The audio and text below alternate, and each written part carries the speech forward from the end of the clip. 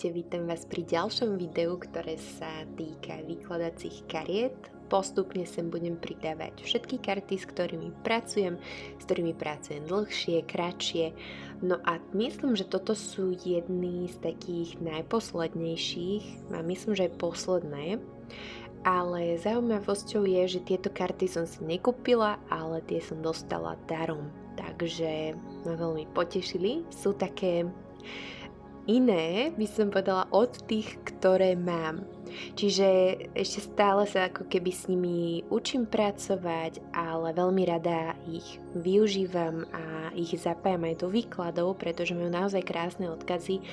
A keď mám aj ja sama také nejaké obdobie, že hľadám odpoveď, alebo sa cítim proste stratená, alebo si chcem proste vyložiť kartu na nejakú situáciu alebo na nejaký daný deň, tak sú veľmi užitočné, veľmi nápomocné.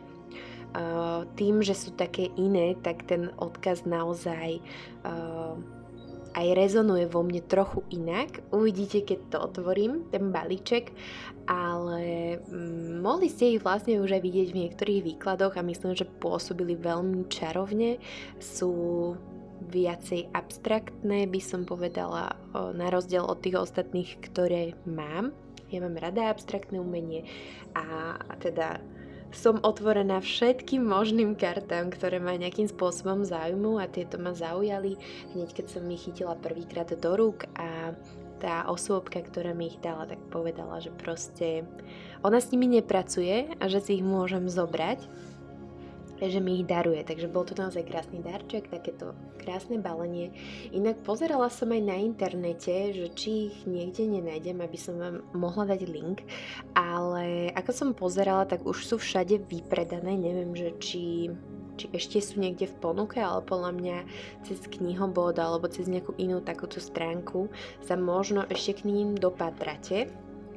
No, takže toto balenie je fakt zaujímavé a bola som z toho nadšená, keď som ho zbadala.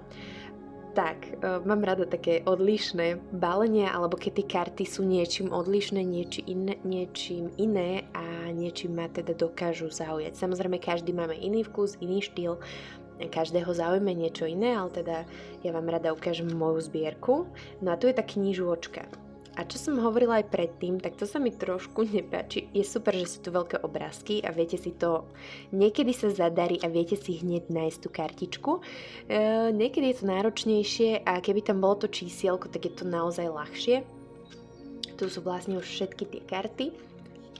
Takto. A vlastne potom si ich dohľadávam podľa toho, že na ktorej strane sú. Sú to samozrejme aj štýly, ktorým môžete karty vykladať a tu je aj popísané vlastne. Oni sa rozdeľujú na 4 súbory kariet. Jedna je teda esencia lásky, alebo Pagelov súbor anielov túžby srdca, potom je súbor kariet mystických zvierat, potom tu máme aj esenciu svetla, a vzývanie anielov túžby, srdca anielov prospechu. Takže dúfam, že som to dobre prečítala, toto rozdelenie, lebo ešte nepracujem úplne s nimi ako s týmito 4 súbormi, ale pracujem s nimi ako s celkovým balíčkom, čiže so všetkými kartami, ktoré sú v balíčku. No. A tuto vám to takto, ja som si ich aj upratala, aby som vám to mohla ukázať, že to sú tie 4 balíčky. OK. A už vidíte, že aj tá zadná strana naozaj krásna, je to taký ten mandalový štýl a tie farby proste sú úplne nádherné, čiže ja keď som ich videla a keď som ich prvýkrát držala, tak som bola z nich úplne už na mäko.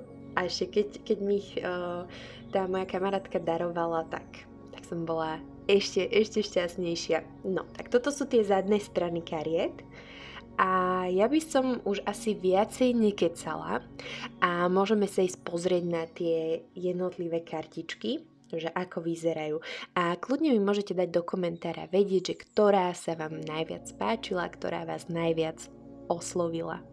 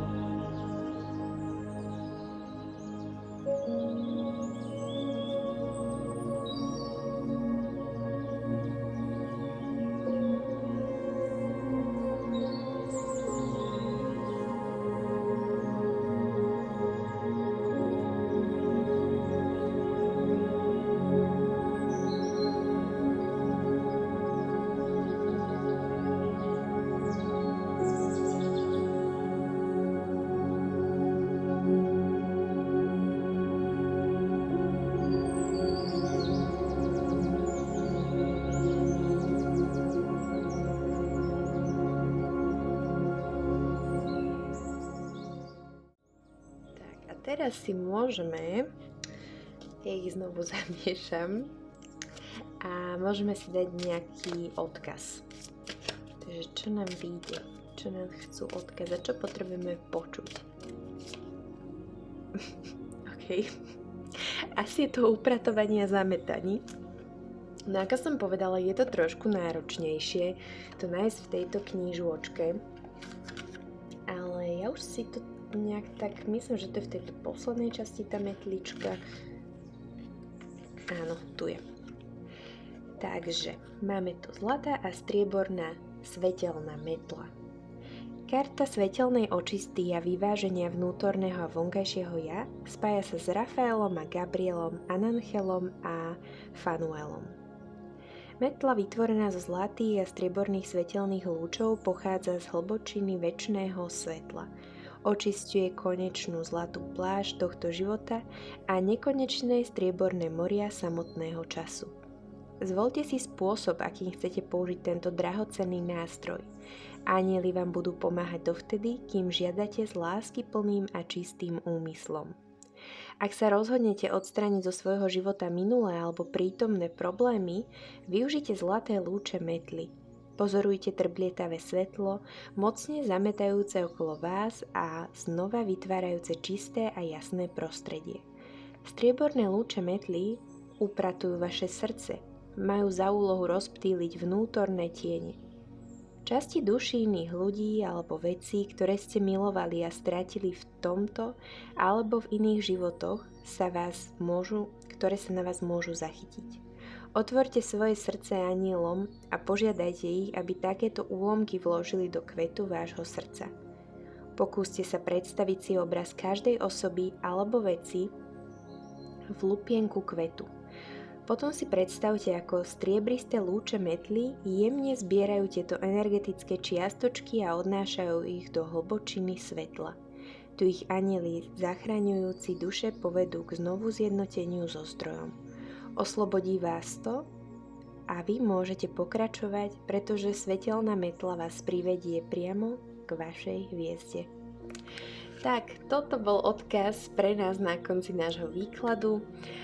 Ako hovorím, tieto karty a ten opis je čarovný a do istej miery určite budem využívať túto knižočku, lebo neviem, či by som to dokázala takto nádherne povedať. Vidíte, ja som tam iba povedala, pozametajme si, a tam je to vlastne tak nejak krajšie popísané, viacej do hĺbky. Takže poďme sa očistiť, poďme si pozametať naše vnútro, po prípade aj náš domov. Dobre, to je z mojej strany všetko. Dúfam, že sa vám kartičky páčili a vidíme sa pri ďalšom výklade alebo ďalších kartách. Ahojte!